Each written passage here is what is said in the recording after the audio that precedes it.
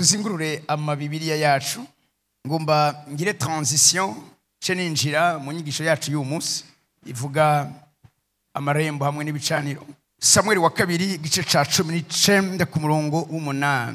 Who is going to read for us? Haravuga ngo nuko umwami acarahaguruka aja kuvyagira ku kirimba, maze babarira abantu bose baterega umwami avyagiye ku kirimba, nuko abantu bose baza kumushengerera.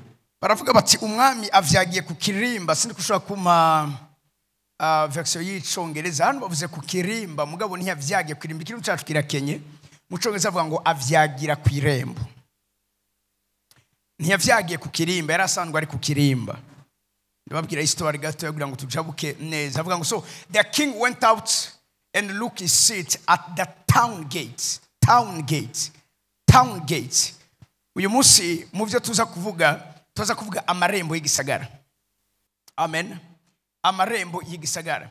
Iyi ni histoire iryoshe cyane gose. Isengesho ryanje hano hantu nuko Imana yobaha umuntu yitwa Yowabu. Vuga ngo Yowabu.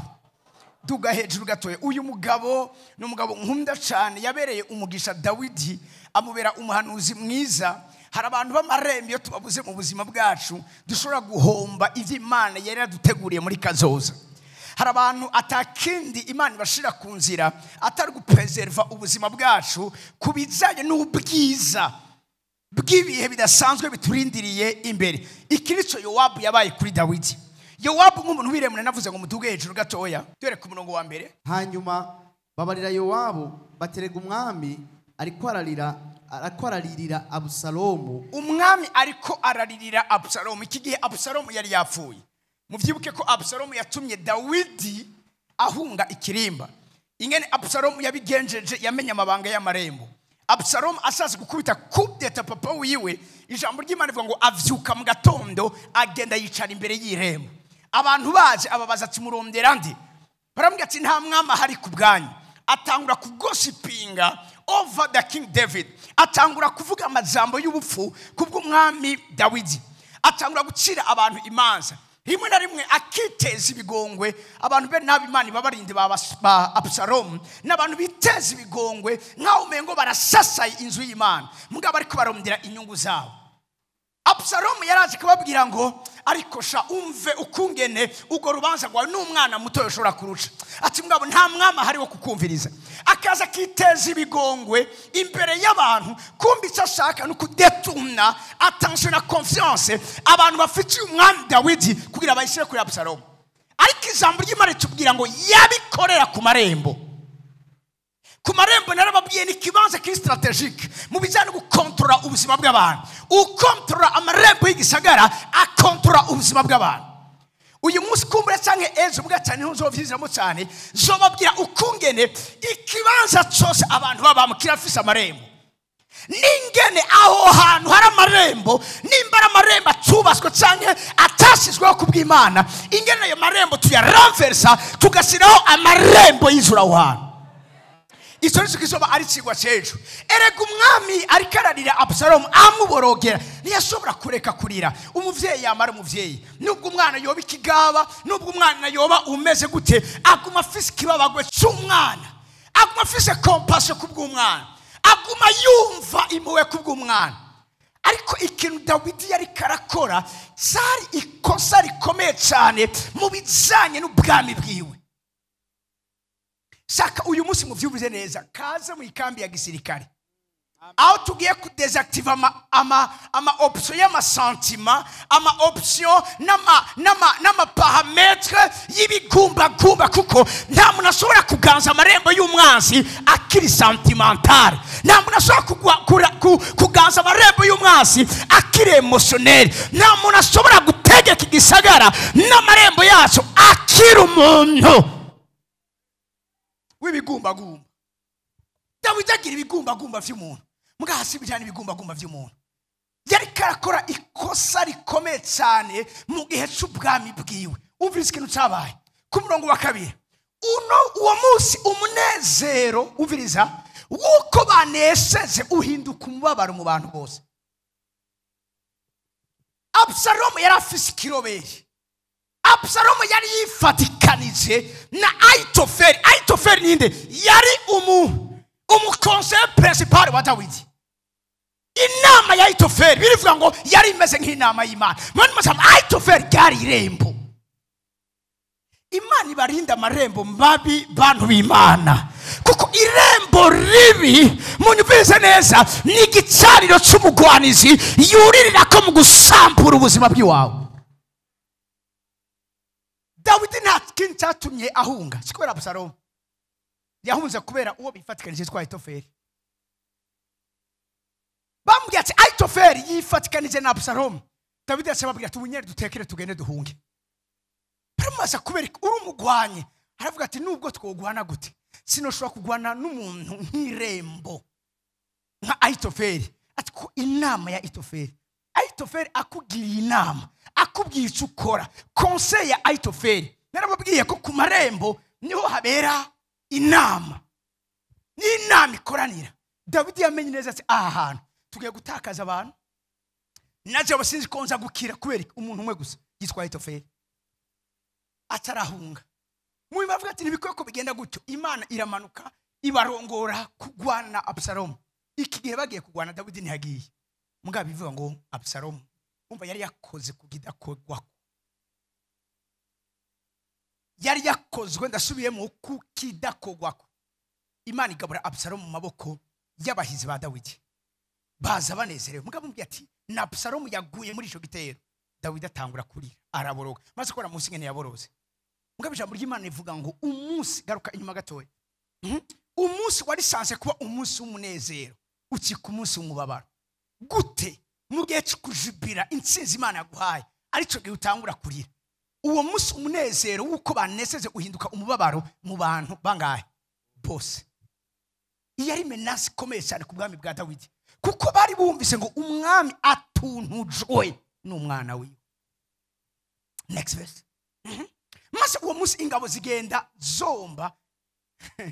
Musoza vango they crept back into the town that day as though they were ashamed. To umubase agenda yisomora agenda ico kirundi ngo bazomba ntacyo narinzi sindikari iki mugabo umva ngo zigenda zomba muku garuka mu gisagara nkuko abahunze mu ntambara bagenda bomba bafise isoni.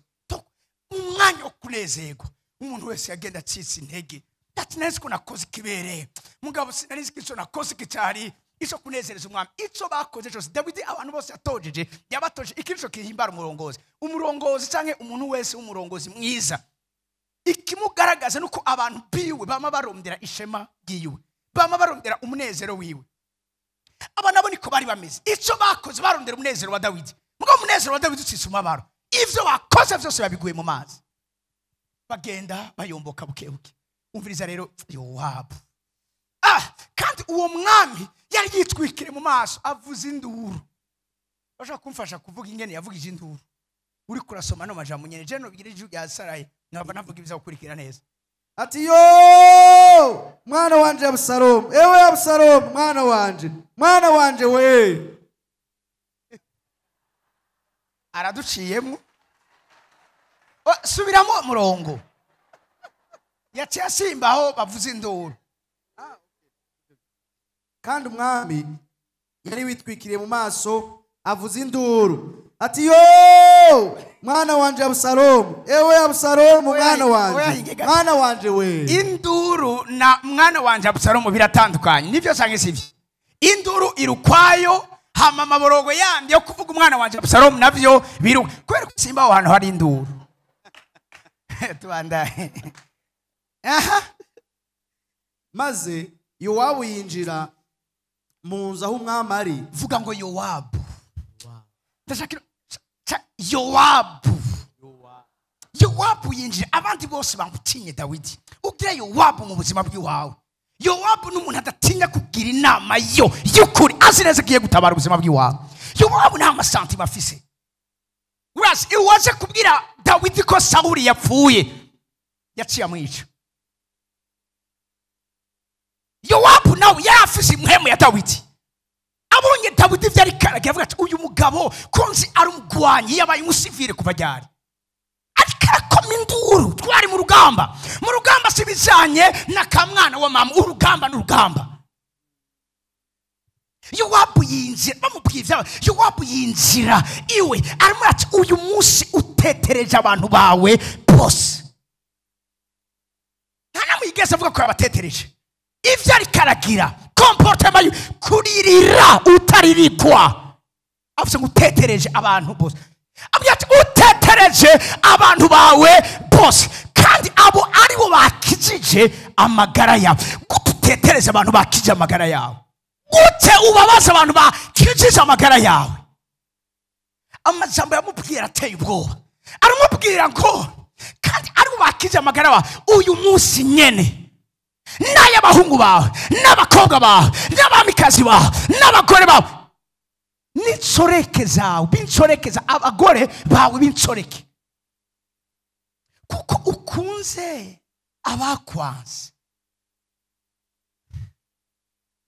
Urazi umuntu ataramenya amabanga y'amarembo azokunda abamwanze. Apote birivuga ngo dukunde abansi bacu. Tubakunde gute? Tubakunde gute? Kubakunda no kubasabira ko Imana bagira ubona akagira iherezo ryiza. Mugabo bafonsheje bagwana. Kubakunda no kubacira urubanza rubabereye. Gute Dawidi, nyumviriza gatoya, gute Dawidi yirengagiza abantu bahevye ibintu vyabo bose vyose bakamuza inyuma? Gute Dawidi yirengagiza abantu bamugwani? Absalomu icari, umviriza, mwari muzi ko iyo ataza kuba uyu ndi muntu Imana yatijemo nka interference, inama ya Ahitofeli yari ko Absalomu mu mwanya Dawidi yari karahunga amuza inyuma akamwisha akiri stressé. Mugabo wundi kubera Imana rutunga boro agaburuza umugabo, imigabo yiwe aramubwira ati oya, papa wawe n'umugwanyi, nubwo mengara rushe, nubwo mengara gize, ariko papa azi kuziganya inkomezi zo kwivunika imuteye cyose. Birivuga ngo Absalomu yumva iyo nama nikwiriye, uwo ari kararirira niwe yari yasinye urupfu rwiwe. Gusa yabuze opportunity. Hari abantu munyumvirize neza, fidelite yabo ni manque d'opportunité. Ndabisubiremo, hari abantu ubwizigirwa bwabo n'ukubura akaryo ko kugambana no guhemuka. You need to know those people.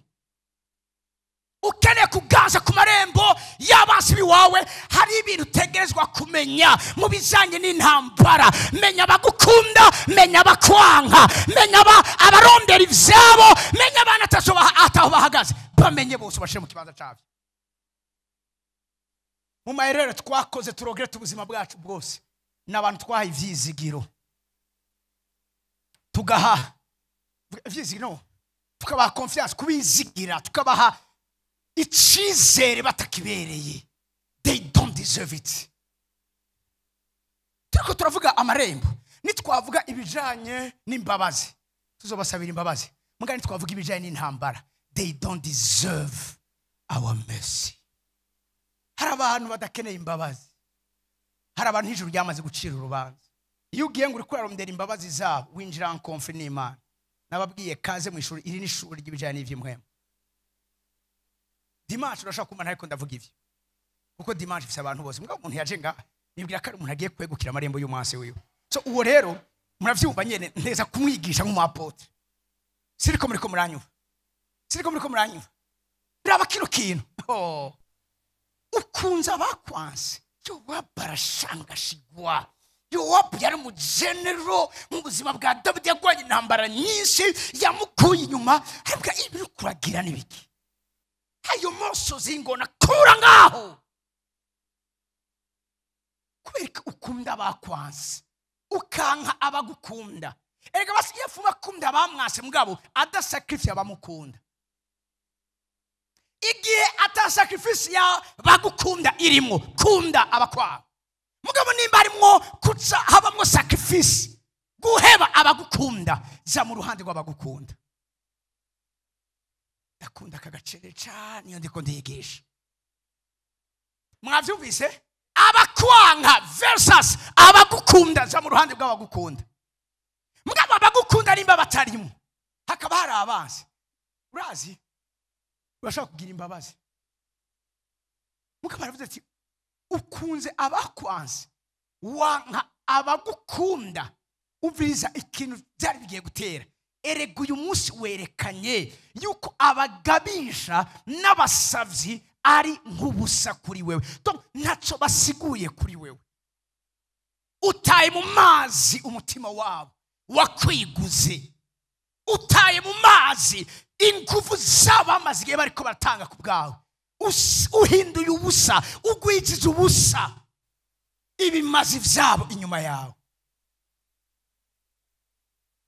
Iri kosa Dawidi yakoze ntagire umwana wiriyerekwa azorikora.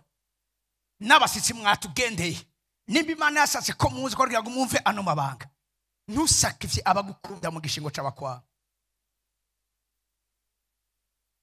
Urazi Dawidi ryari itara ry'Abisirayeli, Dawidi ryari irembo.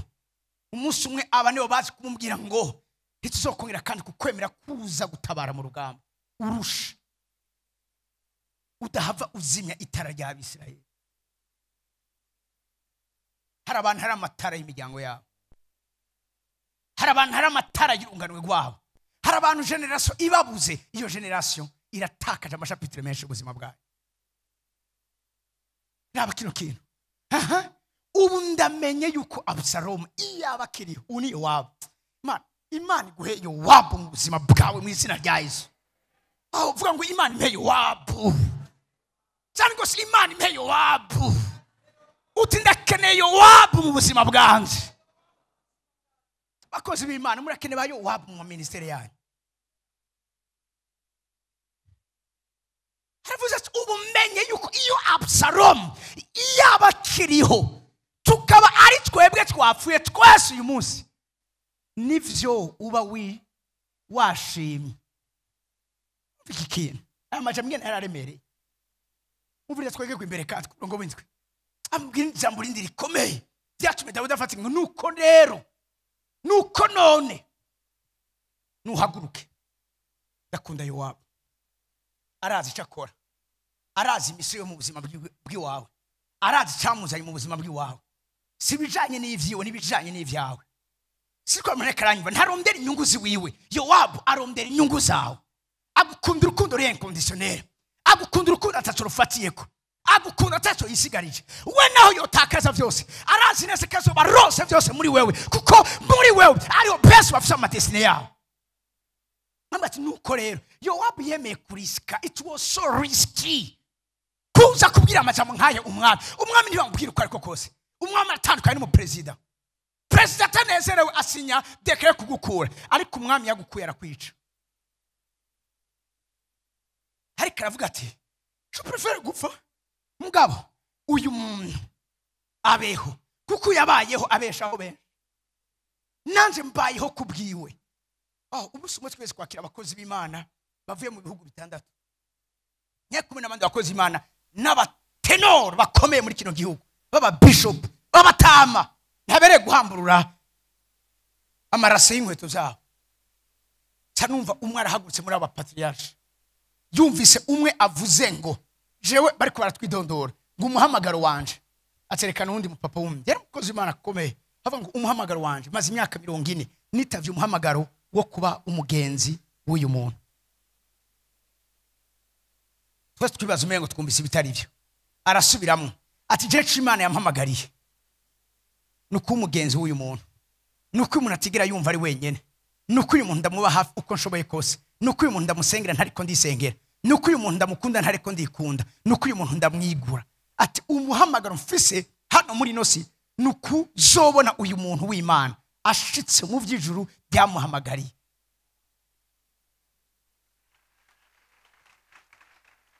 Mbariza umuntu heri wandi wawe ati abo bantu baracabaho muri kino gihe.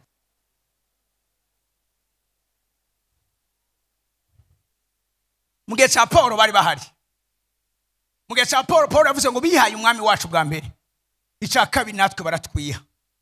Mu gihe cya Paulo bari bahari, Tito yari ahari, Timoteyo yari ahari. Ikibazo uyu munsi abo bantu baracahari. Buri muntu wese akeneye esikariye adugirako,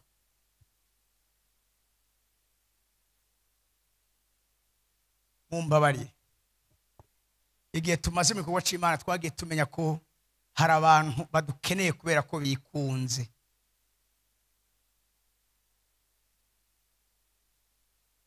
basi yabasi natwe bo dukunze basi bakadusha mu personage make yo kudukunda nta kindi uri ngazi adugira ko once aronse ico akeneye nakabaye nico twapfana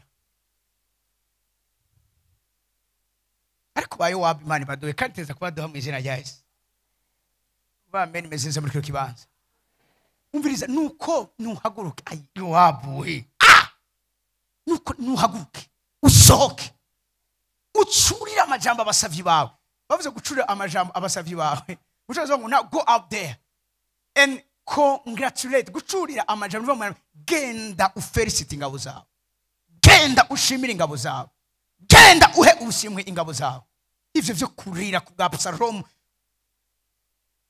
umugambanye igihemu genda ushimire abo gushimirwa wow wamengo nitegeka ari karamu kuko uyu muntu yarazikari irembo kuri Dawidi ntanze uhoraho kwindahiro umva no mu ntanze kuhoraho kwindahiro nutasohoka nutakora ivyo ndakubwiye nababwiye kwirembo niho inama nkuru zifatirwa aramubwiye ngo nta muntu numwe aza gusigara kuri wewe muri ijoro to uzo butakaje abantu boss ico wabaye wagize abantu bagufatiye backup wagize abantu bagukingira wagize abantu nk'inkinzo wagize abantu bakugwako abo bose ugiye kubatakaza iri joro aramubwira kandi kandi ivyo bizokubera nabi kuruta ivyago wakabomye vyose uhereye mu buto bwawe gushitsa uyu munsi abo bantu nibakuva ko bagwanye bagwanira bahevye amagara yabo kubwa abo bantu kabatakaza ivyagugiye kugira ibigiye kugushikira bigiye kuba bibi guhera mu buto bwawe gushika uyu munsi wow beg isomo ridasanzwe David avyumvise yumvise byukuri ari inama ivuye kuhoraho kuko uyu muntu ari kambwira yo ni irembo inama z'amarembo ni destine zacu inama zivuye mu marembo ni kazoza kacu keza ni insinzi yacu yejo n'ubuzima bwiza ijuru ryateguye ubuzima bwacu next verse ukiri ngaho nyene okay no ku murongo 8 rero umvirize David nta nico yasubijemo nuko umwami ho twasomye nuko umwami aca arahaguruka aja kuvyagira nababwiye ngo agiye kuvyagira hehe ku marembo y'igisagara at the town gate and as the news spread throughout the town that he was there ubundi suko batari bazi ko ari ku kirimba mugabo ikibahumurije nuko ari ku marembo my god nice ko abantu imwe muri convent ko navuga inkuru zahumurije ubuzima bwizi ngabo za Dawidi suko Dawidi ari ku kirimba yarasanzwe ari ku kirimba mugabo nuko bumvise ari hehe ari ku marembo y'igisagara ikigiye guhumuriza umuryango wawe nuko ugiye kwipositiona ku marembo y'umuryango wawe abantu bo muri cyo kibazo no family yameze neza ikigiye guhumuriza uburundi nuko ari amarembo y'abantu agiye guhagara ku marembo y'igihugu yo no family yanyu muri cyo kibazo sana hariho hose ushobora kuba ngo wahumurize ubuzima bw'abantu ariko hariho ikibanza bumvise ari ku marembo umviriza bavuze ngo nuko abantu bose baza kumushengere mu kirundi mucongeze bavuze ngo everyone went to him buri muntu wese yagiye kuriwe kubereka yumvise ari ku marembo abantu badukeneye ku marembo abantu badukeneye ku marembo turakambwete abantu badukeneye ku marembo kuba kwacu ku marembo bihumuriza igisagara numva meni message muri kibanza kuba kwacu ku marembo haro benshi bizigama haro benshi birinda haro benshi bituma ubuzima bwabo bugira iki buba preserve kuba ku marembo hariho ikigwanishwa bita dom de fer hari abantu maze kucumva au fait ni gifise role yo kwintercepta amamisire n'amabombe atewe ufite kiraskana ikireheri iyo hariho misile ije kica kisama mu kuyisama kirayimena. Kijejwe iki gusama ikintu cyose kije kugira nabi abo muri cyo gisagara kiri ku marembo kirakubura fya. Abantu bakibandaniriza imirimo atari kubera ko gusa ari impore, kubera ko hariho icahagaze mu marembo gikingira ubuzima. Vuga ngo dom de fer. Muri ko muravyumva? Iyo duhagaze ku marembo igisagara kiba impore. Umva amen meze neza. Abantu bakibaza hewe bega ya marigara ari ku Musaga twaregeze kuba dufise amarigara abantu. Irigara ryankuyeho ya bora iryo yari ishaje. Hano ababora bari ngaba bakije. Nga bari rigara twumvise igizwa ngo no love. No love, pastor no love. Abo bantu misho yabo yari irembo vrema. Kwari kugwanya abantu bose banezerewe. Nk'ubu turi ngaha aba no love batabaza ati hajye bajya abantu nyene bari mu gahengwe baratuje bariko baratwenga bavuga amen. Habayike bacata ngo gutera amabuye ngaha. Ufise anniversaire ufise urubanza ubwo ari bwo gose sizo kuyagira umunsi umwe kuko barakijijwe bari ngaha turiko turagani bariko barambye imikorere yawe yo muri kahi. Ndavuga ari kutwasura kugenda ahantu mu kabari kutukabona umuntu ari karisorore mbivyo byaraturya ngana je ivyo biranja vrema naho ntari umunorovu. Iryo naryo ni irembo umuntu akisohokana mu kabare wenyene agakomanda ifana canke ntumba zicanwa igitsi ca mbere kiraje cinyama ica ari wenyene. Mwe murarondera kubohwa mu madaimoni avuga ngo turahiye nuko nako nukubohwa. Sizo kubwena umuntu yosura none umuntu agira n'umugenzi uvuga mubwira cyane urabona abantu banywa itabi. Umuntu anywa itabi ntashobora kurinywa umugenzi we arinywa nta muheko atarifise arasoma gacamu. Abantu banywa inzoga acumye kigiti cinyama ico badasangira ni ngani uzikintu kimwe. Ari umukiristo mfise nga ubu n'umukozi w'Imana nga musi umwe umva yasengera hamugabo inyota y'igifana ntiyari bwahere. Igifana murakizi? Igifana murakizi? Abazi igifana turabigaza byabo hejuru. Igifana caramenyekanye. Basedimo igifana n'umukristo yasengera nga acegenda mu kabare karaho haruguru. Ama rero asaba umuserveur amuzaniye ikiyeri. Ama rero aho hantu hara ku kabare diakoni wanje nja kumuraba. Cadura rero wa muserveur yatevye. Ahamwe ati we naka aguma avuga ati cha kiyeri kigeze he atabona ndaserutse ageze kuri caki. Acavuga ati chagifana kigeze he. Aho ni igifana cavuye. Ni kiyeri cyabakijijwe. Igifana. Rero uno mwene data turagenda. Sinzi kungene ciya kuri arantu bita kuri Maison Blanche duga hariya kuri Otrago. Tasanga mwene data yumva umugenzi wundi twari duhuriyeko. Aravuze rero ati naka atasohokana ikiyeri. Atasanga turi kumwe. Biranga kagitahasi biranga kakigumya yo nimba ari ivyagwe bantu nimukizwe mushike ku musaraba nta mahoro y'umunyavya urumva mbonye agomba yikubite yaca nanga nteka twicare aca gitereka hasi. Rero hari undi mutibe wundi nawe nyene bana we ntakijijwe we yarabinyangiye ati gukizwa je ni haragera nunga ku Musaga sinamuvuga izina haboca bamumenya. Uravyumva? Munyuma rero abona ikiyeri kiriko kiranyobwa hama kandi yarazi ko umuntu nyeneco ari umukristo wanje. Haravuga ati aha rero ndamuronse ntaza kumbuza acaragitora. Agitoye wa wundi akandabwa undi nawe tumva iyi ni dom do fer ndakinywa ninona. Apotre ari ngaha arabiswe umukristo watemereye kunywa ikiyeri none kakimufatanye aha nice Imana yibutse. Vu akubita iseke ya mbere bayita ipafu cyangwa iseke ntumbaze undi nanje ndiko ndabibona bwa na sindi butwenge numva na arasira hasi wa undi atamera nk'usize ukuguru gutya kugira ngo amutange nasoye kuronka hatsi wa undi nawe ngo mbe kuntangira acaca munsi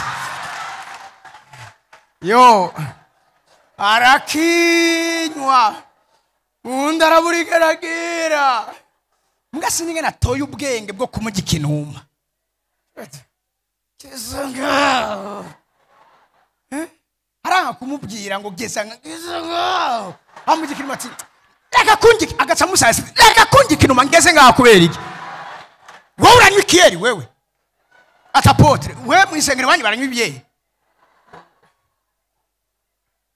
yaruhusa kimaze gusa shanagenda navuga nti aho ibiza kukwirikira jewe sindimo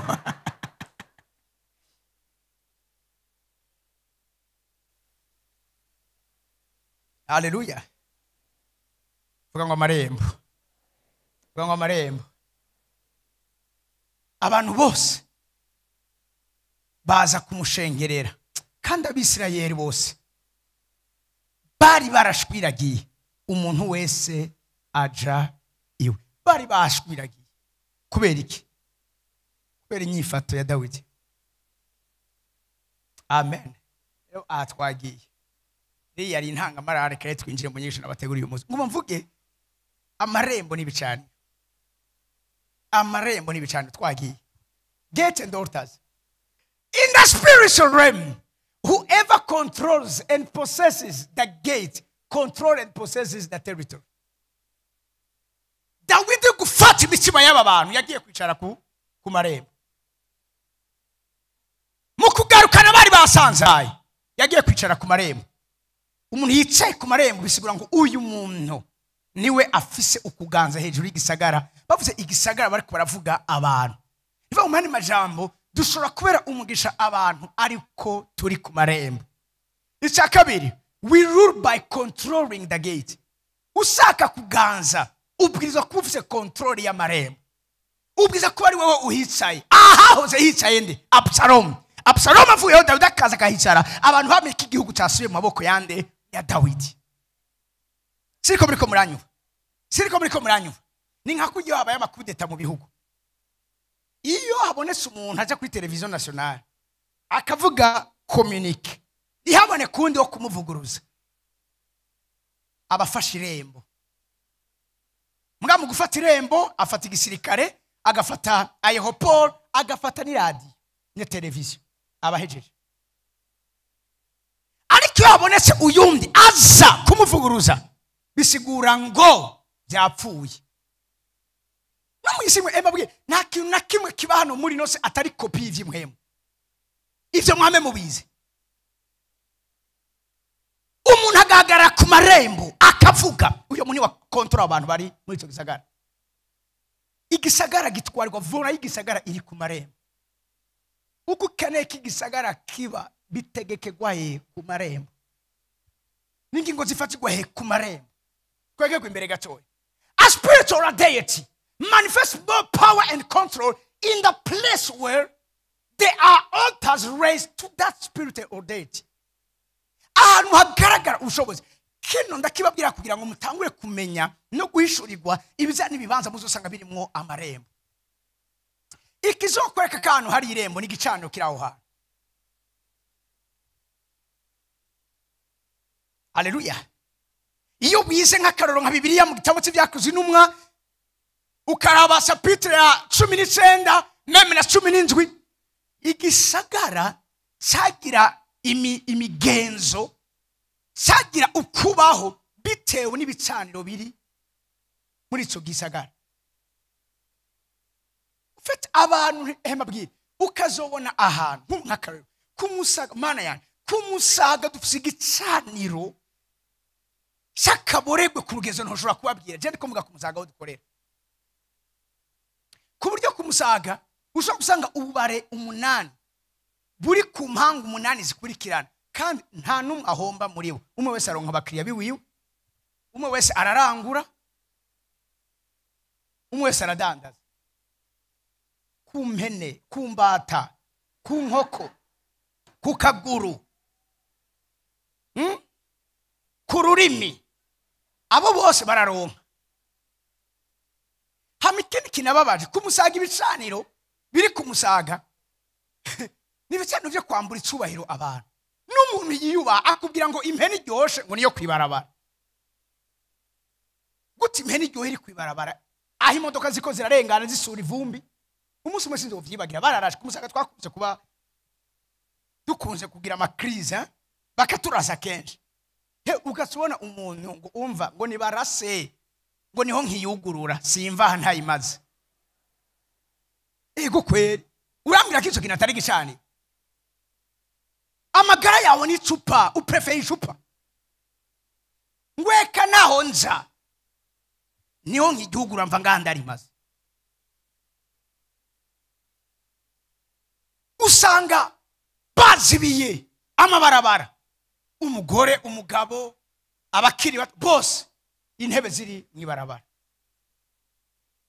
Ugasubona umwe yuguruye umuduga avugije radio, uwundi yazereka akaradiyo kabakozi bo munzu nabo nyase ku ruhande. Umuziki uri kuravuga nga si uri kuravuga kandi ntawe utamba umuziki utari gwiwe, umwe wese atamba umuziki wiwe.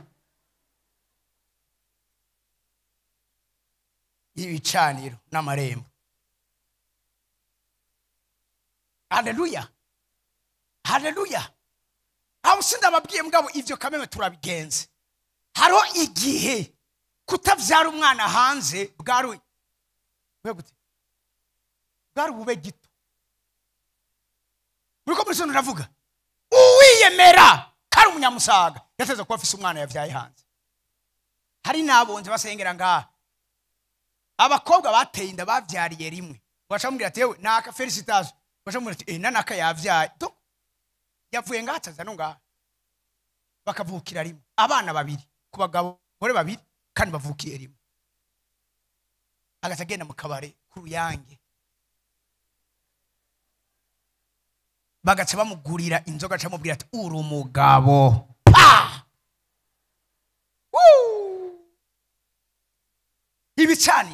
Ibicaniro biradeforma mu nyumvirize neza culture y'abantu. Ibicaniro biradeforma ingeso nziza z'abantu kurya umuntu yitonze, umuntu agororotse atunganye bamufata nk'umuntu ari faible, umuntu atazovamwo, umuntu yahombeye umuryango kugeza ayikibi bakirutisha iciza. Ayo n'amarembo.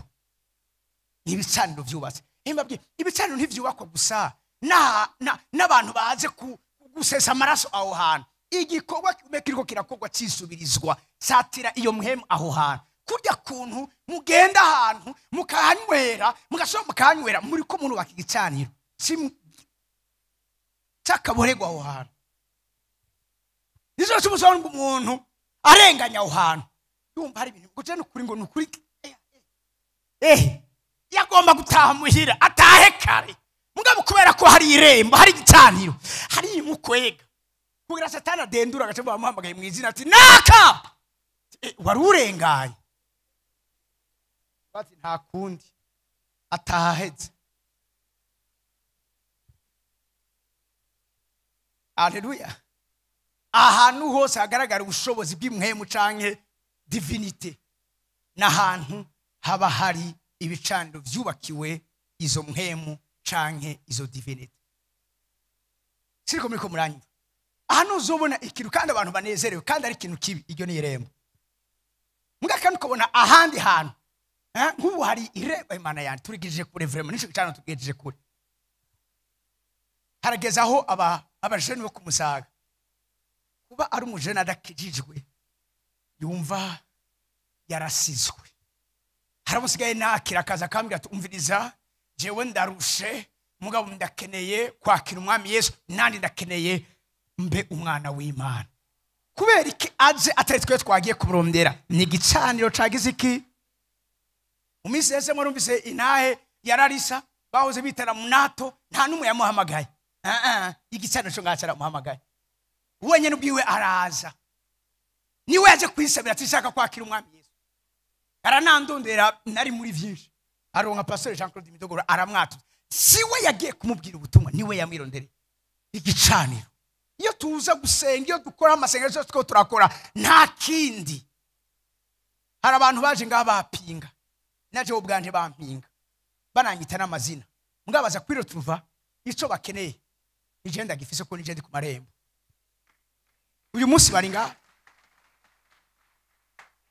nigeze kubabwira umudamu wo ngaha asengera ngaha, avuye ngaha umugabo ashika mukubita amakofi recto verso turasasosana kazunguruka, sinzokwica usubiyeyo. Akaza kabimbwira nimiraba tenge yarahaswe kunyica, ngira ikigongo ndamubwira nti basi urareka kuza, arambwira ati sa ngira iki, ati sinzovyibagira wakoreye ubuzima bw'iwanje, sizokwibagira ingene wabohoye ubuzima bw'iwanje, tije sinarimbayeho natangwe kubaho ndakumenya. Wambwira ijambo ry'Imana imurikira ubugingo bwanje, uyu munsi ndatwenga, uyu munsi bise ivyizigiro vy'ubuzima. Arambwira ati sa kubera umugabo nkubita, ati wese ohora utwigisha yuko takwiye gutinya uwica umubiri atashobora kugira ubugingo, mugabo dutinya usura kugira ico akoze ku mubiri akagira ko n'ubugingo akabumana muri Gehinomu. Tabwa ni none nyene uremeye kwandanya bakudiha. Arambwira ngo nibi navyo biri mu vyo twiyigisha, ko tutizeye Kristo gusa kugira ngo twame turiko turatwenga, ariko twanamwizeye no kugira ngo tubabazwe kubwiwe. Abemeye kuri ico kiguzi. Munyuma cyane mba ndashangashiwe, fata ingingo ndi ku marembo, ndabone umvirize uko kuboko kugukubita ntanzi itegeko mu isi y'impwemu. Umushinga naye wawe ndamukeneye ngaha muri iri shengero, kandi azo umukozi w'Imana hagati yacu, kandi umugabo wawe azokora Imana kutana kungene uri kurayikore. Umugore arandaba garavuga dash, ibi navyo nibindi ntarenze. Imana ntiburi ngene bigenze, icica ku mwana wabo agira ikibazo, nta mundi yarafise ubutabazi kuri ko kwa muganga bari bananiwe, ije nayo ndabufise bacu baramunzanira. Umugabo abonye ibibaye ashavuga ati nanje sinarinzi, burya nagwanya ivyo ntazi. Ati bwamwe ivyo nagwanya nivyo binkirije umwana, nivyo bimbohoreye umwana. Aravuga ati nanje ndaje. Muga vyahereye mu makofi recto verso. Hari abantu gukubitwa kwabo ari kimaze guhicane. Haleluya. Twege imbere gatoye. Itangura 28:17. Just gatoye, tujane gatoye. But he was also afraid and said, what an awesome place. Mbegi kibanza kidasanzwe. Uyu ni Yakobo. Mbegi kibanza kidasanzwe. Erega ahantu hateye ubwoba. Aha ni inzu y'Imana sikindi. Aha niki ni irembo ry'ijuru. Haleluya. Nigiki cyatumye aha hantu avuga ngo aha hantu hateye ubwoba. Ahantu hose hari irembo, aho hantu hari bikogwa biteye ubwoba, hari imirimo iteye ubwoba, hari ama manifestation ateye ubwoba. Ahantu babwira ikintu kimwe, hari abantu baza bagakira tutabasengeye kubera iki? Aha ni irembo ry'ijuru. Ivyo dukora vyose ibimaze utanga nga imuso twasuko turakora, muga twasuko turakingura urugi aho Imana itsa mu guhura n'abantu bayinyote bayifitiye inzara n'inyota. Hari umuntu yaje amubwira ngo hewe ngo hajyana ngo naje kangeze, yari mudamu mpane ko sizo muhibagira. Harambwira ati je urumva nyene azi ko ari amadini ata twavuga ngo turaba prive, ariko cha turaba prive kwe aho ndabije no mu prive. Hari mu prive yigisha ibintu hamazanyere kangeze kuko yaguma yumva intahe, hama ngo acabwira Imana ngo Mana ngo nimba byukuri ngo hajya ahantu uriho unkorera ikintu ukanukoresheje umukozi wa mucamenya neza kuri hajya ahantu ataraza kundana, ariko twavuga arabwo umukozi wa jene numbo wonsenge. Okay, je nta muntu ushaka kunsaba isengesho ngo ndamusengera, asohotse aca yumva telefone hanze ngwalo ngo ni sawa ngwe uyo n'umuntu yahoze ari mu millionaire yambwiye ati narigeze kwa genda umuntu ashobora kuba afite amamiliyoni 100 kuri konti kandi afite isonda yakoresha, mugabe igicaniro kiramumanura ku buryo ico gihe yari yaje ngatagira na 10,000 atagira nayaza gusumira abana. Ashitse anje umuntu ambwira ati hewe bite ni sawa, ataraba kuri mikasha arakino nkugize abo ni note ya 200,000. None iri coincidence cyane mugabo munyuma arumva neza ati si coincidence iki ni kimwe nasaba Imana.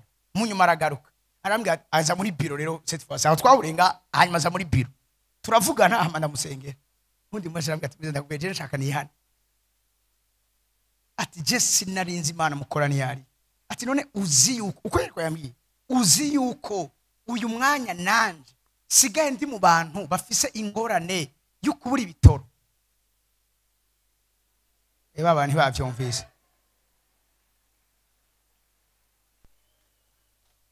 Atarambwira ati mukozi w'Imana. Ati wari bwumva umuntu muri no misi agaba imodoka. Ati je baranga imodoka mu misi heze. Ati sinayizanye kubera ko iri kuri station irindiriye igitoro. Urabesha. Tavuga wow, asambwa ati aha nzohavuga Imana habonye. Nta bintu birebire. Yaje ahantu hari irembo. Nivyo namatiko ndababwira. Ubu nashize haba city babiri. Bama bari ngaha ku murango. Nuze. Nubwo twese tuba turi ngaha, uze ubwira Imana ivyo ukeneye. Ahantu hari irembo ry'ijuru. Imana izoreka kubishura. Aravuga ngo iki kibanza giteye ubwoba.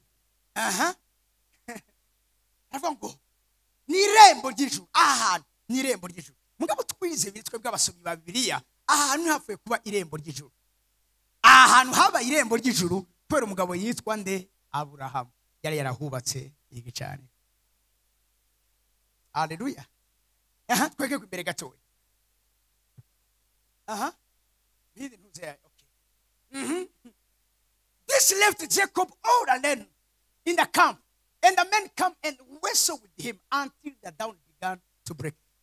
Now ni Yakobo. Yakobo nivyo yabonye Imana, yahuye n'Imana i Beteli, yagenderewe n'Imana i Beteli. Aravuga ati ni irembo ry'Imana. Mugabo ahageze ahandi hantu Yakobo amaze kubona ko ibintu bitari kubagenda neza, yari karahunga uwo bavukana yitwa Esawu. Ijambo ry'Imana rimbwira ngo nuko Yakobo afata abagore biwe n'icoreke ziwe n'ivyo yarafise byose abizabukana uwo mugezi witwa Jabok River. Acha aragaruka. Birivuga ngo hatahaza umugabo aza mu kicamu ca Jabok. Next verse. Arabazabutsa. N'ivyo yarafise byose. Next verse. Maze Yakobo asigarayo wenyene. Haza umugabo baranigana bashitsa umutwenzi. Uyu mugabo yaje yari Imana. Mugabo ikibazo suko yaje, ikibazo nigi cyatumye azaho hano. Yakobo avuga ngo haza umugabo. Haza umugabo yonye umugabo aje ngo bagwane. Mugabo uribaza ko ivyo byapfuye kuba gutonyene. Ufite Yakobo abajabukanye umugezi. Agasubira inyuma ahantu yagiye, aho hantu hari irembo. Ni nkuko ogena nk'akaroro ugahagarara ku irembo na karoro ya premier ministre. Harabona bashaza kubaza ati ahantu kweri kwahagaze ushaka ikorinde. Nivyo shange sivyo. Naje uje ntari premier ministre, mugabo naje ndico undi nyene. Urazi uvuga hagarara imbere y'irembo giwanje. Heza kuza kubaza ni kweri kwahagaze ngaha. Urashobora guhagarara ahandi, mwana ushobora guhagarara ku irembo. Irembo ni irembo nyene. Icyatumye umugabo ari Imana aza, Yakobo yagiye ahagarara ahantu hari irembo ry'Imana. Imana tuwa mugabo kweri kwahagaze ngaha. Iyo ni wenye nari nkeneye. Ataramufata. Baranigana gushitsa mu gatondo. Umambwe ati witwa gute? Aravuga ati ndekura bugoma butse ati sindakura kutampeza gi. Yamenye gute ko umugabo afise umugisha wiwe. Yakobo hari ivyo yari yabonye i Beteli. Byari vyamuhaye icigwa cuko hari abantu aramarembo, hari abantu batameze nk'abandi. Uyu muntu yameze nk'abandi. Mugabo Yakobo muravye abona ko umugabo atameze nk'abandi. Baranigana ati sinakure kutampeza gi. Aravuga ati witwa nde? Ati ntwa Yakobo. Aravuga ati mshitwa Yakobo, wiswe Israeli kuko waniganye n'Imana n'abantu kagereke. Haleluya. Haleluya. Turi kumwe. Ahantu yaciye ahita Peniel. Peniel harimo amajambo abiri, pene el. Pene bisigura ngo face cyangwa face. El bisigura Dieu. Mwani majambo Yakobo yavuze ati mbomye Imana imbona nkubone none raba ndacariho. And yet my life has been preserved. Kubera umwe ashaka kubona Imana mu maso mu yandi ngo abeho. Ngabahuriye he kwirembo. Vuga ngo kwirembo. Kwirembo duhura n'Imana. navuze ku irembo duhura n'Imana. Ivyo ukeneye byose genda wipositione ku irembo haza kuva inama igukiza, haza kuva urubanza rutabara, haza kuva ingingo igira neza ubuzima. Amen. Mezeza muri kibanza. Amen. Mezeza muri kibanza. Utarananirwa no guhagarara cyangwa gushibama ku marembo ntiba birarangira.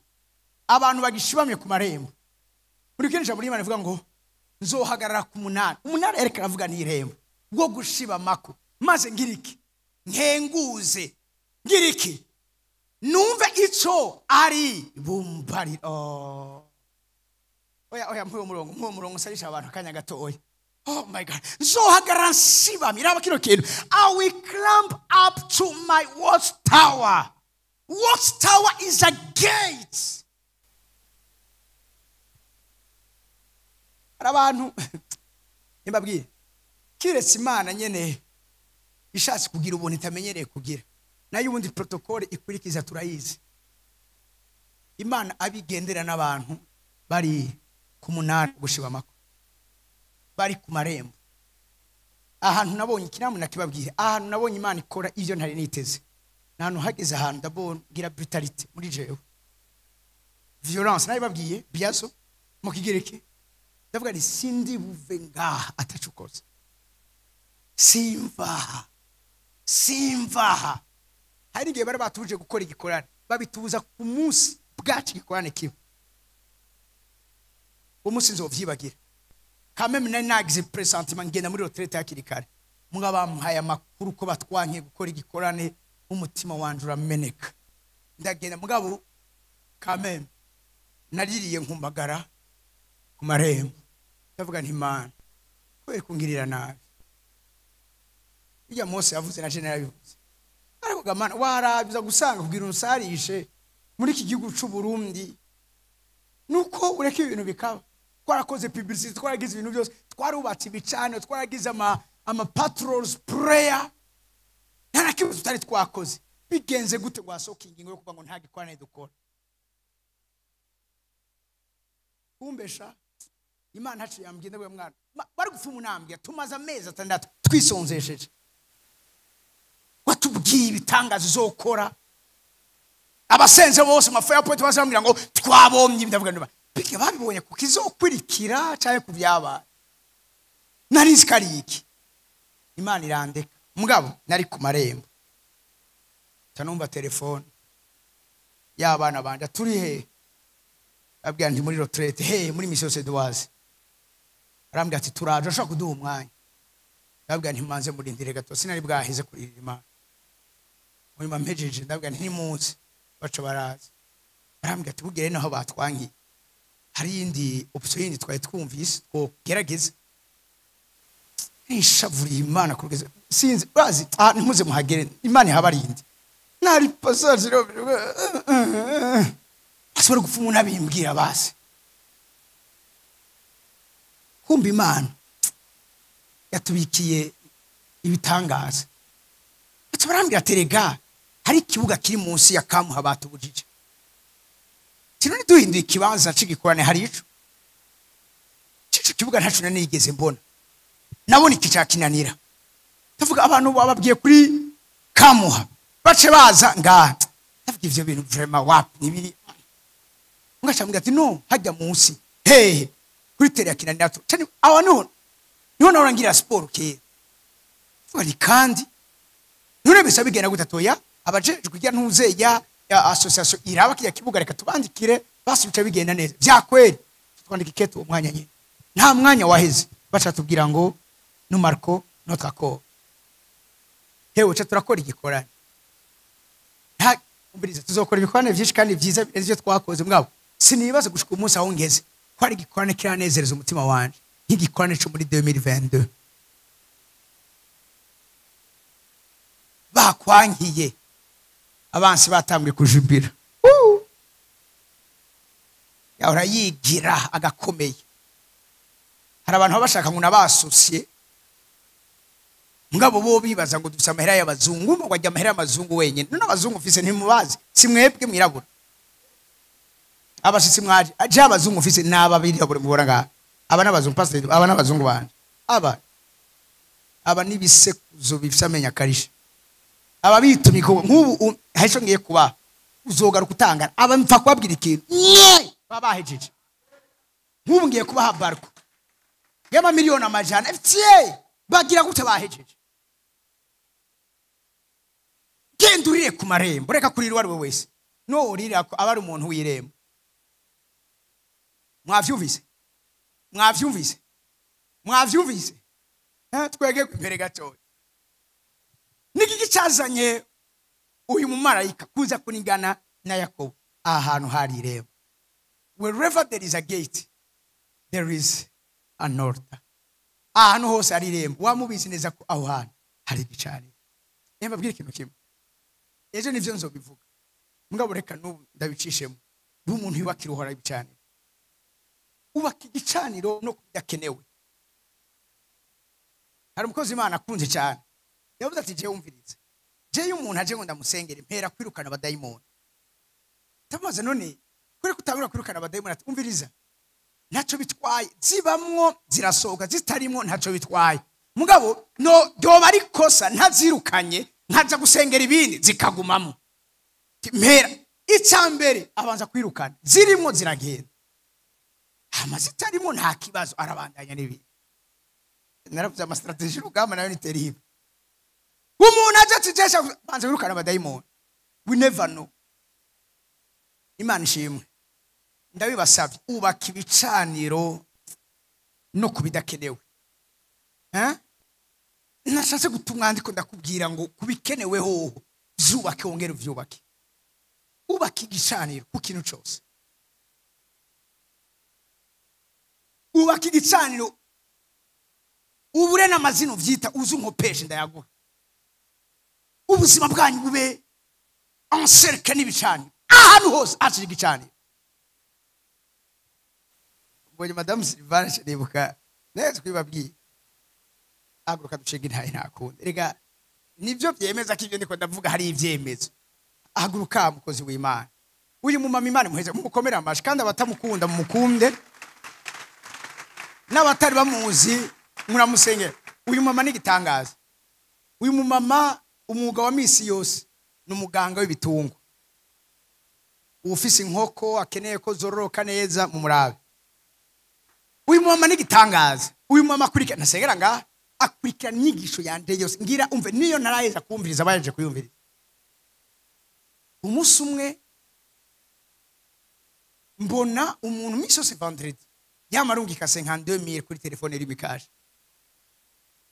Uyu muntu ni kumbe n'umuntu yakurikiranira inkoko, abonye ibiriko biramuha akaramubwira ati ibisi bijanye ni uravyumva n'ivy'ibitungwa n'ivy'ibiki. Aramubwira ati wowe ufise igicaniro kigwanya iyi business yawe, ati rero turatanga ibimazi. Je nkabona umuntu misi yose vendredi 52,000 amuhezaga Imana mbwa sinanizi wa. Umunsi umwe ataramagara umuntu arambwira ati je nakubwiye na Madame Silvana ati kandi ivyo kuri je ndiko ndaca muri period itoroshe, ndagomba ni wangirira ubuntu uzoze aho ndangura imirimo yanje uhasengera. Basi turavuga nti turagenda ari bere mukajagaje, twatwase mukajaga urenganyisha niki turagenda. Inkoko zaguma zipfa, uravyumva umuntu yena abona nyene ko bapi nyene biriko biragenda nabi. Ebana sanga bateguye amavuta yerayo, yari yamuprepara mubwiye ati umukozi w'Imana niyaza azohubaka igicaniro. Ibaze rero basi igicaniro no mu nkoko, ndafata amavuta yerayo, rumba ndafata amakwe yose, ndubaka igicaniro aho hantu, mfata n'inkoko ntangura no kuzirambika kw'ibiganza. Hari abantu bari ngaho nyene bajya bakoze bakabata cha uyo mondo ngira bazanye babantu ho mu Buyenzi. Ivyo je m'affiche nkori canzanye. Izo nkoko zarakize munyumvize neza ku buryo zigira umugisha, ashaka kuntwenza yaca zindungikira amoya yazo ratinza aramunguruka yose arahera. Dusigara dukoko dufise ubuhanzi umubiri wose, mugabo toyo guta kwazo yagumye iri hejuru. Arambwira ati abandi bose bageze kuyandi malo yandi, mugabo aracafise zazindi. Arambwira ati mukozi w'Imana nanje aho nzokumva ari kibazo nk'ico nzoguhamagara uzitubaka igicaniro. Umba kandi nawe bigenze neza nawe bico bigenda neza kuri we. Ikindi gaye kandundura aca njana kuyundi wewe zari zapfuye. mu Kinindo shitse ndiko ndavugana nyenezo arambwira ati aha ndababaye byapfiriye rimwe bariko baza kuja kuzita muri Tanganyika cyakweli tamwe ntikoshaka kuja kugenda kuri mbabari sinkene kuja yarababaye fani ntaco dupfe kugenda kubwo kunyumvira cha turagenda tumusangayo kandi ariko arageza gufuruguta ijya furuguta ariko byapfuye zikiri ngaba gumabaza iyo bate ine twara fani nyungurura ninjira nasendisenga ntabikigene se Imana ega ubushobozi waduhaye birija mu Imana ivuga ngo ishobora no kuzura apana bapfuye ivyapfuye mu vyapfuye n'inkoko zirimo Imana ndakwinginze hano handa kubaka igicaniro zura izi nkoko zapfuye ntagire nimwe basaba kuja gute bashabwa tubwize ntagire usaba kuja gutora inkoko yapfuye aje kuita muzikumize ngaho naratangaye nagiye numva telefone ku mugoroba mwapo wa mama nisa uzango ko zazutse mubaze nguyu tare atino hatuzogarukira ewe erega suye muri yapuraye sanga biranyagara ndavuga ati ego kweri hano hose madamu Silvana bamuhamagaye agenda nyitwaje ni backup yewe kuko arabizi adafise iki gicaniro nawe nyene bisha vyononekara mu minsi ezira carambira icarara gize Imana guhezagire mwashaka kuvyagira mu minsi ezira carambira ngo mpega usimerutse kukuzanira amagi ntibaze n'ingenda yakunda bukeye sinone urihe nashaka ndakuzanira ya magi ndiko ndava kwimosha ngo duhurire nga sawa camone umamazanye uruseke gose ndaguguruye nari kumwe n'umwana wanje ngo uzayone papa aya magi yose nayi wacu ntibaze mwana ani je namwebwe gusa kubera igicaniro ubakirisaniro no kubidakenewe nasubiye kwitoraguza nkacagihe ca wa murete w'amagi Isaki murabibuka muratwa en fait passer ba no hari gicaniro hari histoire inkuru y'amagi Isaki urayazi urayibuka navuze wa ibica ubaka ibicaniro bishiza no kuri bijyaho kengera ufata ibisanzwe kuko je nagiye utabura kino kintu mu bijanye n'ibintu by'ubwami bw'Imana kwegukira amarembo y'abazi Satani ashobora gukoresha akabreshe gatoya akonona ibintu byinshi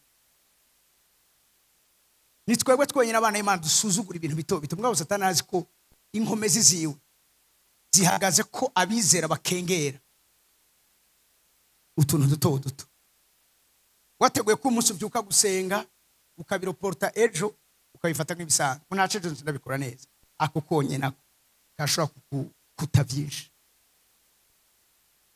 amen yo twegeye imbere ejo nzoheza ariko reka tuvuge ibijanye nibimaze ikirasho ikindi kintu mpantuze igize the greater the sacrifice is on the altar the more powerful is the gate igicaniro uko kiba igikomeye no ikimaze ko kiba igikomeye ku gicaniro n'ikirembo ryawe riba rikomera ufasha kuvuga iki ibicaniro nivyo biranforsa nivyo vyalimenta amarembo ikiranforsa igicaniro ciwawe nikimaze ni karite na valeur yikimaze kiri ku gicaniro siriko muri kumuranya kwegego imbere gatoya okay ibi ni kubijanye n'abantu baba occultiste ubundi mu bijanye n'ivy'imhemu amasacrifice yose nafise isiguro imwe amafarero amwe canke karite imwe igiciro kimwe next mpanze ikurikira iyo umuntu atanze ikimazi c'umuntu izo kirakomeye cyane kuruta ikimazi c'igikoko canke c'amafaranga abami ba kabiri gatatu uhereye ku murongo wa mbere gushaka ku murongo wa 27 mugaka tusome ino mirongo ibiri gusa ku murongo wa 23 bavuga ngo when the king of Moab saw that he was losing the battle umwami Moab abonye ariko aratsindwa urugamba. Rumusugereje mugabo. Okay? He led abantu amajani of his swordmen, mu bantu bari bitwaje inkota, to attempt to break through the enemy lie near the king of Edom, but they failed. Inzira zose bagerageje kongera ukungene bushobora kuronka ingene bitsira icuho ngo bahunge barengane biranka, babona batagishobo ntibabisobora. Mubize umurongo ukurikira rero, zose byananiranye. Uyu muntu nk'umuntu yarazi ibijanye na science y'ibicaniro, bibananiye ahitana umwana wiwe. Ivyo yagerageze ibindi byose vyase, rokuru ya nyuma yabaye umwana wiwe. Ufite muca mutawuri gituma igicaniro c'umusaraba gikomeye kuruta ibindi bicaniro bindi byose Imana yagishize ku umwana wayo. Amen. Ariko nishize ngaho imbere gatoya. Haleluya. Ahitana umwana we w'imfura, iyo musubiriye ku ngoma amutanga ko ikimazi cyo koza, amusoreza hejuru ku ruzitiro. Abisirayeli baca barazinukwa gose. Mucongereza bivuga neza. Who would have been the next king and sacrificed him as a burnt offering on the wall. So there was a great anger against Israel, and the Israelites withdrew and returned to their own land. Bari bagiye kumufata mugabo atanze ikimazi byaranse kuba bandanye baci basubira.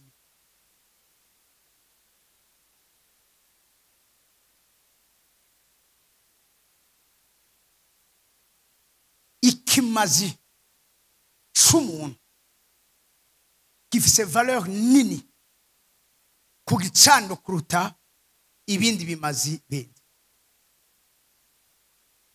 Nico gituma bamwe kugira ngo bagire ivyubahiro birenze bemeye gusakrifya imbyaro zabo, abana babo.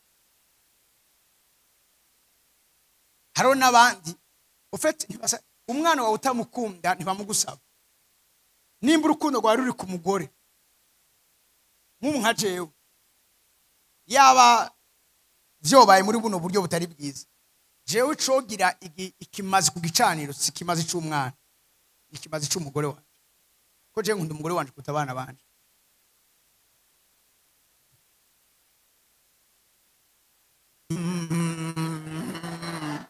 Vuga wechi vuga.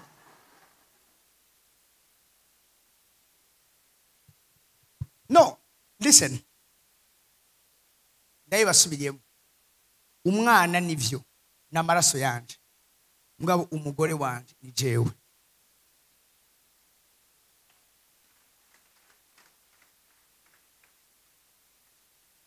Hari abantu bari ngakora ayo n'amava muhera. Oya, ngiye gukwiza imyaka 10 ya mariage. Kame msini muto cyane. Mugabo umenya neza yuko valeur y'ikimazi ku gicaniro izingana.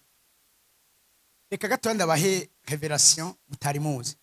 Mwari bwibaze igituma Imana yemeye ishikanwa ya Abeli kanki rya Kayini. Bibiliya ni igitabo cy'imwemo. Turafise grâce impa gatoya itangura igice cya 4. Bakubongo mbe ushaka umurongo w'indi. Adamu na Eva barafise abahungu babiri, Abeli na Kayini. Kayini yari umurimi, Abeli yari umworozi. Hama bagira gushikanira Imana ku gicaniro.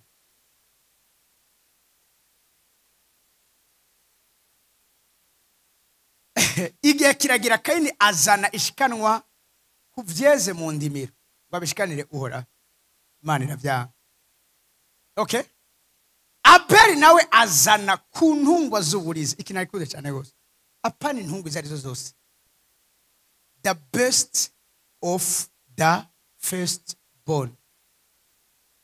Ivyambere vyiza. Ntihazanye vyiza gusa. Yazanye ivyambere vyiza kandi abizana ubwa mbere.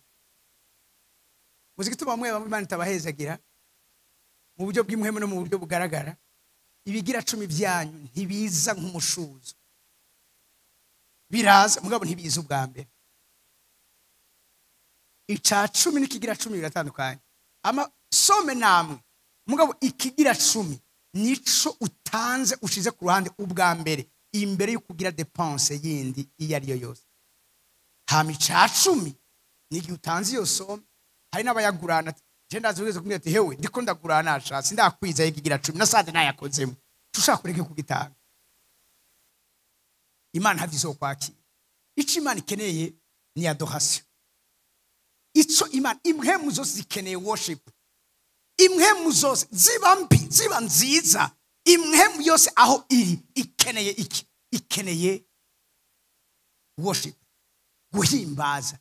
Guhimbaza nuko urumviza gutahura preeminence, ubunini n'uburemere n'icubaro n'ikibanza ico uri kurahimbaza gifise.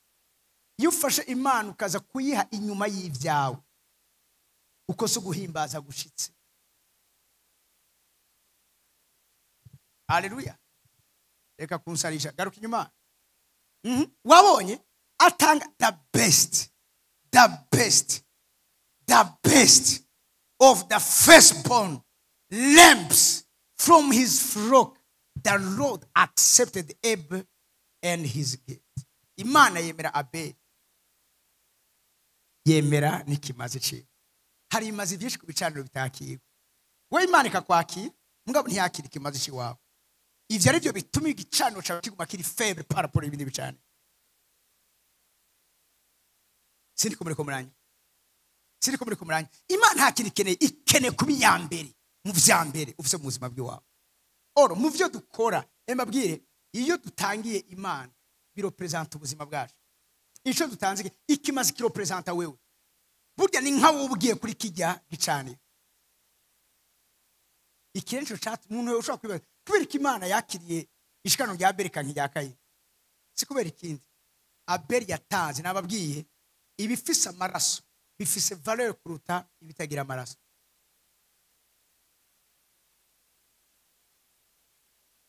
Simvuze ngo uje gutanga ibitungwa nibiki. Oya. Twebwe uyu munsi iki kimazi ni Kristo yagitanze uko yatanze ubugingo bwiwe. Mugabo natwe bisigaye tubwiza kumuha ikibanza ca mbere turokonesa ico yakoze. Twege imbere gatoya. No demon can operate in the land or a place without coming through a gate. I daimon yose ivyo mushobora kubona vyose mu miryango yanyu. Nta munsi numwe daimon ishobora kuza ahantu aho hantu hatari irembo. Afa pastor nababwiye ahubwo wa munsi waheze umunsi wa 14. Amen. Nabiye ko ari intumwa za Satani muzobona mu mago yanyu. Besho barandukiye amafoto bikoko byapfiriye iwabo ngoma ndabayini charge nimba ari byapfiriye mu rugo iwanyu aho hantu hari irembo mwiza kubugara. Kuko nta daimon ishobora kwintroduce ahantu atarembo rya. Nta murozi ashobora kuza ahantu atarembo rya. Nta gitero cy'umugwanizi ashobora kuza ahantu atarembo rya.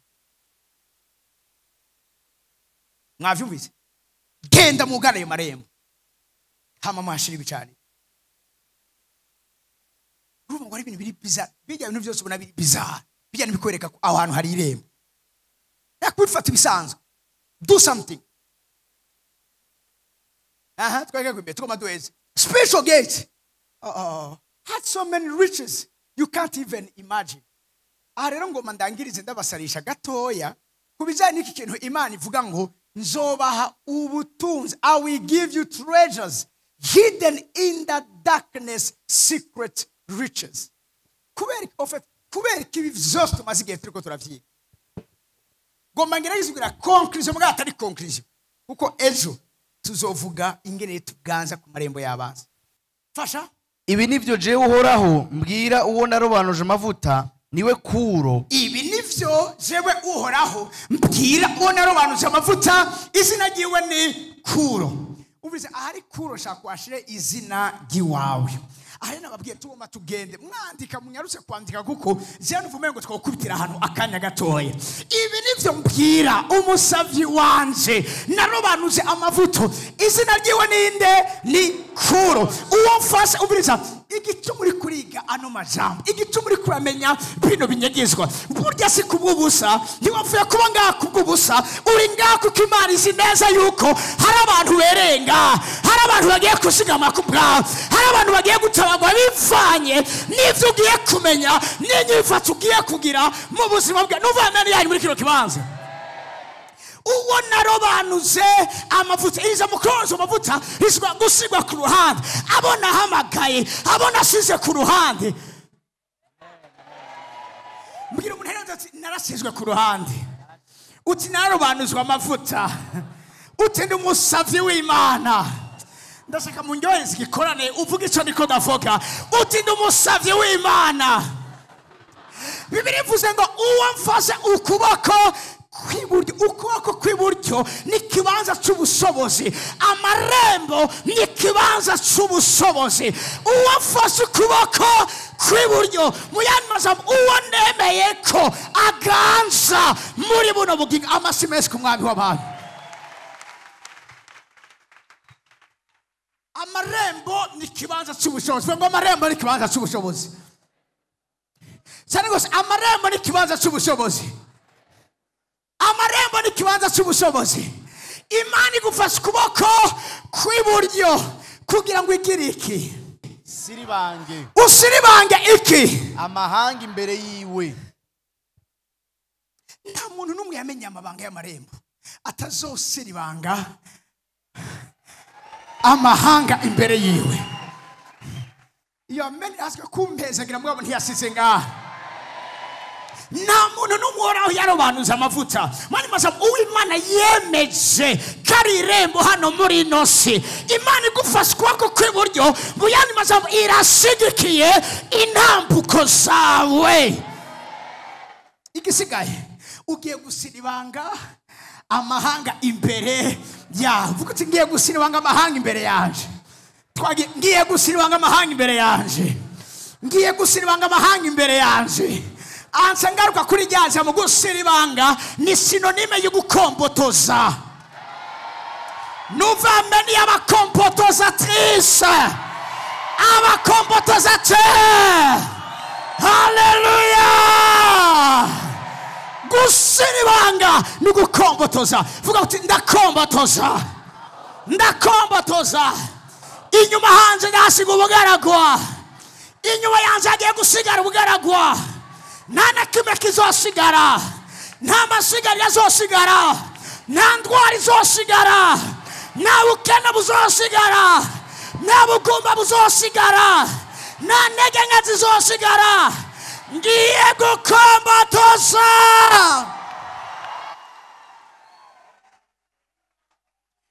Kaza muri programa y'amarembo gukombotoza amahanga imbere yacu mu izina rya Yesu.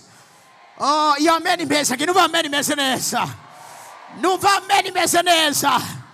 Ndiko ndavuga gukombotoza, nimumve ko n'abanyabyaha nabo turabazaniranya. Imporegwa zirimo, abanywa urumogi barimo, abarozi barimo, imporegwa zirimo, abasambanyi barimo. Tugiye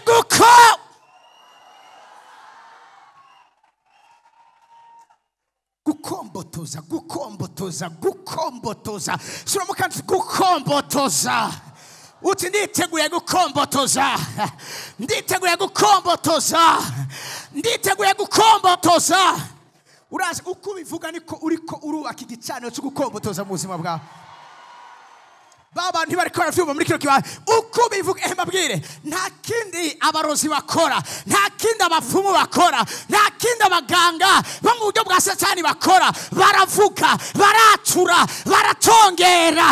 Natwe kuri kino gicaniro tugomba tuvuke ikirigiye cyo gukombotoza, ikirigiye cyo gusiribanga, ikirigiye cyo gukuraho. Hallelujah! Hallelujah! imbere yawe igihugu kigiye kumera nka rya tongo rya Edeni, inyuma yawe hagiye gusigara ubugaragwa. Vuga ngo ubugaragwa. Aho abakombotoza baciye hasigara ubugaragwa. Aho abakombotoza baciye hasigara ubugaragwa. Numbazi ingene bigiye kugenda, numbazi ingene agiye kubikora, numbazi yagiye guca, numbazi ingene agiye kubigenza. Iconze ni kimwe, iconze ni kimwe, iconze ni kimwe. Agiye guca inzira atagira inzira, atembesha amazi mu bugaragwa, amazi menshi ku mwami w'abami.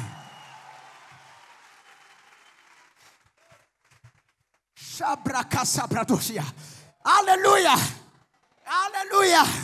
Ni bande biteguye gukombotoza muri kino kibanza? Ni bande biteguye gukombotoza muri kino kibanza? Imana ishimwe ko yakuzigamye, Imana ishimwe ko yakurinze, Imana ishimwe ko yakwimanye, Imana ishimwe ko yazigamye intambuko zawe, yakubikiye ewe kuro gusiribanga amahanga imbere yawe. Amen. Meseze muri kino kibanza. Amen. Meseze muri kino kibanza. Ibizoza gutwara abandi wewe nturimo. Birivuga ngo Dawidi mu gihe cyiwe amaze gukora ivyo waragomba, ahejeje, tudahejeje gukombotoza, tudahejeje gusiribanga. Inverse ivuga ngo azosiribanga umugunza w'intambwe n'imamba. Yo mbasa ndabasarishe gato muri kino kibanza. Irukanga muri Zaburi ya 91. Mvugira mu ndima kanya gatoya. Tugumana umuriro, tugumana umucanwa kuko oya turakeneye energy zo gukombotoza muri kino kibanza. Namwe turakeneye energy zo gukombotoza muri kino kibanza. Isi yose bimenye ko abakombotoza twese bahageze, bahashitse. Imana basigiye amavuta ico gikorwa kandi bitewe kugikora neza. Haleluya, haleluya. Nyarukiriza Psalm 91. Twagiye rimwe kabiri gatatu. Aha, wagize uhoraho ubuhungiro bwawe, isumba byose wayigize uburuhukiro. Next. Aha, ntaki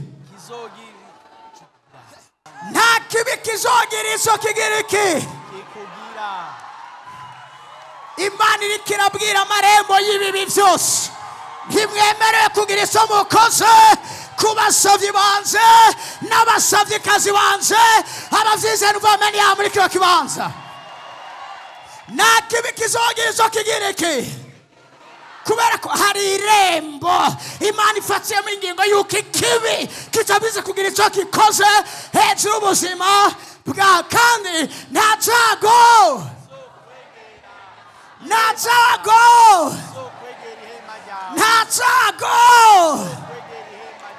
ihema ryawe n'ubuzima bwawe, ihema ryawe n'umuryango wawe, ihema ryawe n'isengero ryawe. Iya! Haleluya! Nacago kizokwegera ihema ryanje. Vuga nacago kizokwegera ihema ryanje. Nacago kizokwegera ihema ryanje. Twegegwa imbere kuri 11. Thank you Jesus. Aha, kukazogira iki? Hazokuragiza abamarayika biwe bakuzigame munzira, munzira, munzira, munzira, munzira. Inzira zawe zose zigiye kuba abamarayika bazerwe kukuramira, kukuzigama, kuguhezagira, kubana nawe.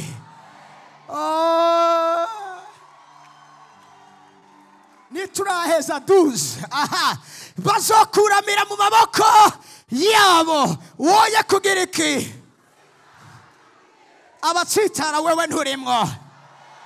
Hari itegeko amarembo asohoye, wewe ntugiye gutsitara. Abakwanga batsitara ariko wewe ntugiye gutsitara. Abansi bawe batsitara ariko wewe ntugiye gutsitara. Ubukene butsitara ariko wewe ntusitare. ibyago bitsitare wowe ntutsitare. Say amen somebody.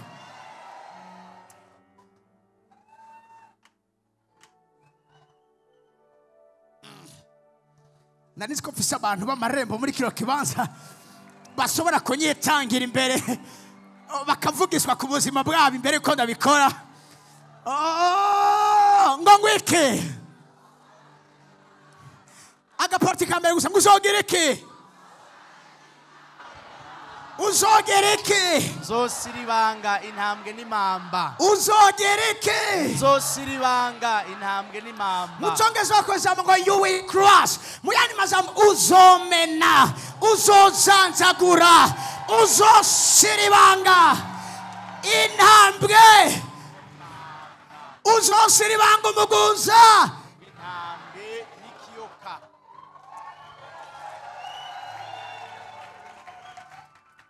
Nta mwanya afise ariko aya majambo abiri intambwe n'ikiyoka aha niho eta major y'ubwami bw'umwiza bukorera. Intambwe n'ubwami buri mu kirere, ikiyoka n'ubwami bwa Satani buri mu mazi.